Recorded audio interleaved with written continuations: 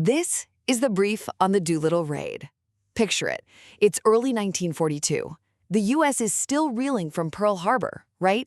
And desperately needs a win. So they attempt an absolute engineering magic trick, launching massive land-based B-25 bombers from a tiny carrier deck in the middle of the ocean. These planes were built for mile-long concrete runways, not a bouncing floating deck under 500 feet long. Let's see how they pulled off the impossible. First, the massive gamble. Led by Lieutenant Colonel Jimmy Doolittle, the mission almost ended in disaster when a patrol boat spotted them 600 miles out, a full 200 miles too early. They face a terrifying choice. Do they abort or launch knowing they probably wouldn't have enough fuel to make it home? Well, they chose to launch. Second, the psychological impact. The raiders hit Tokyo in broad daylight.